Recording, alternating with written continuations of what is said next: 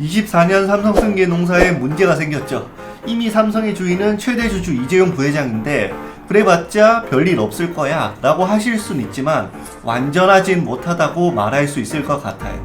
그 이유에 관해서 삼성을 이어받기 위한 그의 끝나지 않은 방정식 3가지를 짚어볼게요. 첫 번째는 상속 문제예요. 상속 문제를 다룰 땐 가장 먼저 서론으로 시작해야 할 부분이 경영권 다툼인데 지금 분위기로 보면 롯데나 한진과는 사뭇 다른 분위기죠.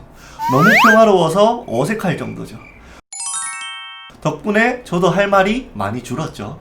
이건희 회장의 삼성전자 관련 지분 대부분은 이재용 부회장에게 승계될 것으로 보여요. 우리는 여기서 삼성그룹의 완전한 지배자가 되기 위한 지분 상속을 위해 약 11조에 달하는 상속세 마련 시나리오에 관해 살펴볼 필요가 있는데 아무리 이재용 부회장이라고 해도 이 돈을 현찰로 들고 있을 리 만무하죠. 가장 기본적으로 선행되어야 할 건 배당 소득을 늘리는 방법이에요. 사실 특별한 방법은 아니죠.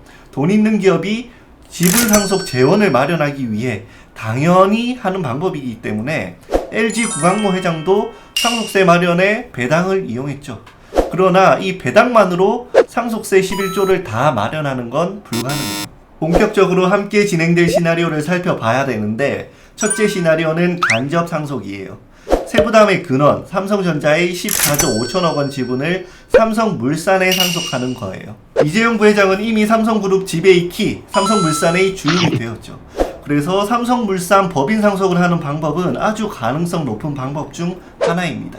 이렇게 하면 상속증여세법 45조 5에 따라 세부담이 크게 감소하는데 사실상 상속세 부담을 삼성물산 법인에게 넘긴다고 보면 되겠죠. 다른 간접 상속 방법으로 공익법인 상속 방법도 있는데 이 방법은 향후 공정거래 3법 개정안이 통과되면 계열사 지분에 대한 의결권을 특수관계인 포함해서 15% 내로 제한될 수 있기 때문에 가능성이 높진 않아요. 다만 삼성물산, 공익법인, 직접 상속으로 해서 상속세 부담을 나눌 가능성은 존재하겠죠. 두 번째 시나리오는 직접 상속이에요. 이재용 부회장은 현재로도 삼성전자의 완전하진 않지만 충분한 지배력은 확보가 되어 있어요. 그렇기 때문에 너무 무리하지 말고 삼성전자 지분을 일부 매각하거나 지배력을 행사하고 있는 계열사 지분, 일부 지분을 매각해서 재원을 마련하고 직접 상속을 받는 시나리오입니다.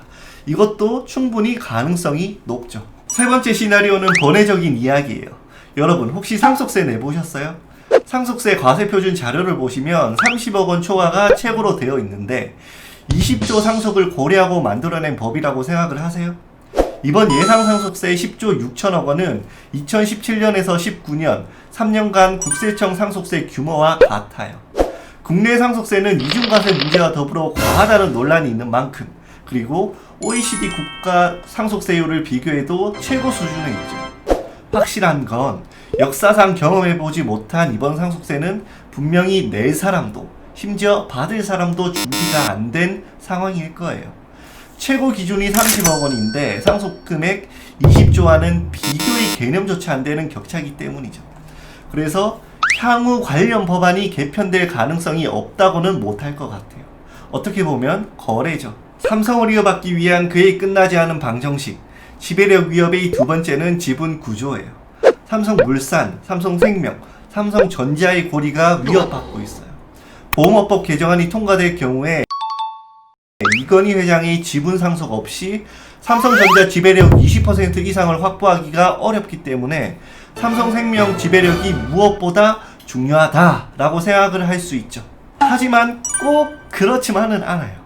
이재용 부회장이 삼성생명 주식 0.7%만 보유하고 있고 이건희 회장의 지분 20.76%를 모두 흡수 상속받으려면 금융회사 지배구조법에 따라 대주주 자격 심사를 받아야 하고 그에 따라 지분력이 제한될 수도 있어요. 이재용 부회장이 삼성물산 지주체제를 이미 만들었고 삼성생명의 2대 주주가 삼성물산이고 현재 오너일가를 비롯한 특수관계자 지분을 고려하면 지분력이 47%가 넘죠.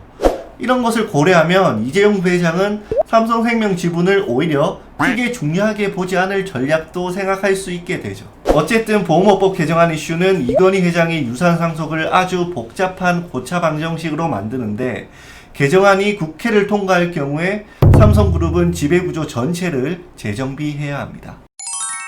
삼성을 이어받기 위한 그의 끝나지 않은 방정식, 지배력 위협의 세 번째는 정당성입니다. 삼성그룹 오너 일가는 24년 승계의 판을 짜면서 여러 번 재판의 피고인이 되었죠. 우리 영화나 드라마를 보면 진정한 후계자, 정당한 승계자 이런 말을 많이 들어보셨죠.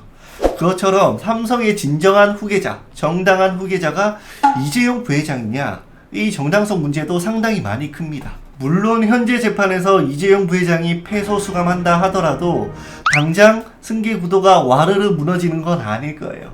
하지만 승계 과정의 핵심이었던 제일모직 삼성물산, 이 합병 정당성이 정말 중요한데 이게 무너진다면 영원히 주주와 민사소송에 시달릴 것 같아요. 어쨌든 팩트는 승계 후유증에서 자유롭지 못하다는 거겠죠.